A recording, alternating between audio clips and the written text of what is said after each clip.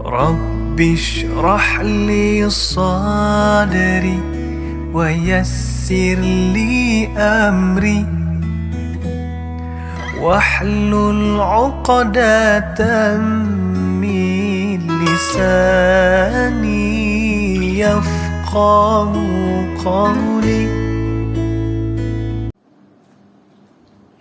Assalamualaikum warahmatullahi wabarakatuh. Alhamdulillah, syukur kepada Ilahi kita dapat bertemu kembali dalam kelas yang seterusnya, iaitu kelas fiqh. Jadi sebelum mula kita bacakan doa sama-sama. Bismillahirrahmanirrahim. Allahumma ftah alaina hikmataka wanshur alaina min khazaini rahmatika ya arhamar rahimin. Rabbi shrah li sadri wa yassir li amri wahlul 'uqdatam min lisani yafqahu qawli. Amin. Okey, baiklah anak murid, semua boleh buka buku fiqh muka surat 4. Okey, jadi pada hari ini kita nak sambung pelajaran kita. Dalam kelas yang lepas kita telah mempelajari tentang maksud najis dan bahagian-bahagian najis. Okey, termasuklah contoh-contoh yang telah diberikan seperti dalam buku lah. Okey, muka surat 3, muka surat 2. Okey, jadi pada hari ini kita nak sambung dalam muka surat 4. Okey, iaitu najis mukhaffafah. Okey, pada hari ini Ustaz akan terangkan apa itu najis mukhaffafah dan bagaimana kita nak menyucikan najis mukhaffafah itu. Okey, baiklah, semua boleh tengok buku yang atas sekali.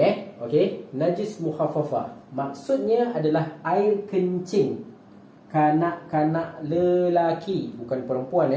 Kanak-kanak lelaki sahaja. Kanak-kanak lelaki yang berumur bawah 2 tahun. Mesti bawah daripada 2 tahun. 2 tahun, 1 tahun 11 bulan sampailah baby. Okey, yang lelaki. Okey, hanya minum susu ibu sahaja.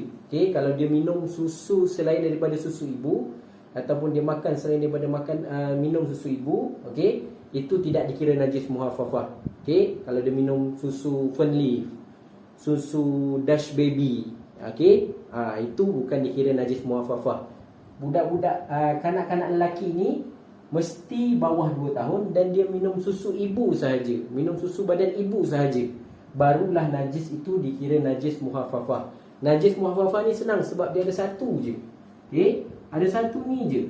Okey, tak ada yang lain lagi dah najis mukhaffafah. Dia mesti air kencing kanak-kanak lelaki, air kencing kanak-kanak lelaki bawah 2 tahun dan minum susu ibu sahaja. Jadi senang sahaja kalau kita nak kenal pasti apa itu najis mukhaffafah. Okey, ini maksud dia, seperti yang kamu lihat dalam buku kamu. Jadi yang seterusnya, bahagian bawah, kita nak belajar cara untuk sucikan najis mukhaffafah apabila kamu ada adik lelaki. Okey, adik lelaki mak baru bersalin, ada adik lelaki, adik baby.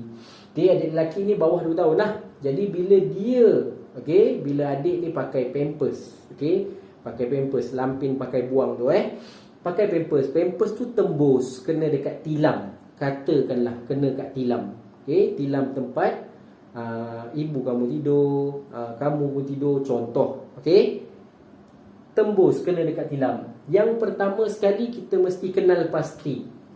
Okey, kenal pasti. Kenal pasti ni maksudnya tahu dekat tilam tu bahagian mana yang kena.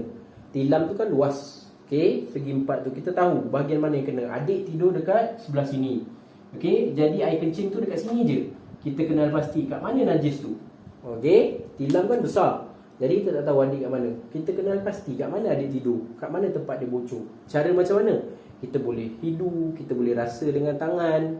Okey, hidu tu maksudnya ada bau. Air kencing ni mesti ada bau. Okey, bau itu. Okey, kenal pasti tempat najis. Dah kenal pasti, nombor 2, cara nak hilangkan dia adalah kita ambil kain. Okey, ambil kain, buang najis itu sehingga kering. Okey, hilangkan najis hingga kering. Kalau basah lagi, kamu lap sampai kamu rasa kering.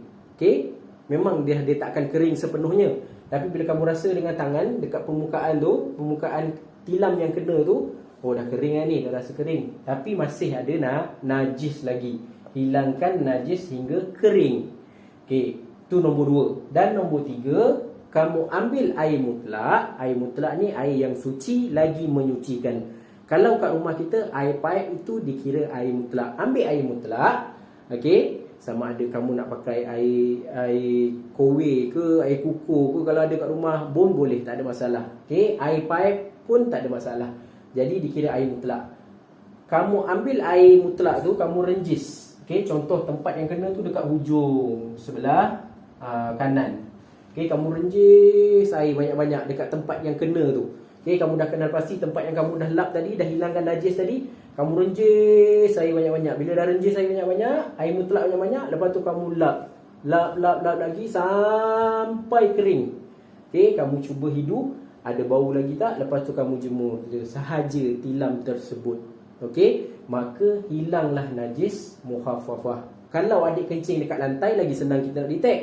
Okey, contoh adik tu tengah main-main kat lantai, tiba-tiba tembus pampers dia. Okey, kamu nampak dekat lantai tu ada basah. Ambil kain, kamu dah tahu dekat lantai mana yang kena, ambil kain lap sampai kering. Lepas lap sampai kering, kamu ambil pula air mutlak, air pipe lah, kamu renjis dia. Renjis dia dekat tempat tu. Pakai, kalau ada spray yang ibu buat gosok baju tu, pakai spray tu, renjis dia dekat tempat tu. Lepas tu kamu lap sampai kering. Selesai. Jadi cara untuk menyucikan najis muhaffafah ni tak susah macam nak sucikan najis mutawassithah ataupun mughalazah yang kita akan belajar selepas ini. Jadi hari ini kita dah dapat dua perkara. Yang pertama, kita tahu tentang erti najis muhaffafah. Sekali lagi Ustaz ulang, hanya air kencing bayi lelaki, mesti kanak-kanak lelaki yang umurnya bawah 2 tahun. Kalau dia 2 tahun 1 hari dah tak dikira najis muhaffafah. Okey, hanya minum susu ibu saja. Kalau baby adik kamu tu dah minum susu formula tu susu yang ibu kamu bancuh tu lah. Okey, pakai scoop bancuh dengan air panas. Itu bukan susu ibu Susu ibu pada ibu sahaja. Okey, itu adalah najis muhaffafah. Okey, selain daripada ini bukan najis muhaffafah.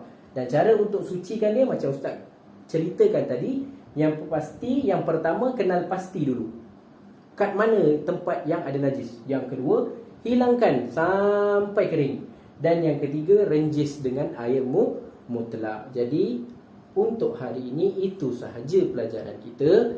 Okey, jadi kamu boleh salin erti najis muhaffafah dan cara untuk menyucikan najis muhaffafah seperti yang berada dalam buku teks kamu, muka surat 4. Kita akan sambung kelas kita pada masa yang akan datang, insya-Allah. Sekian, Assalamualaikum warahmatullahi wabarakatuh. Ya Allah, lapangkanlah dadaku, mudahkan urusanku, lancarkan lisanku, dan baguskanlah ucapanku.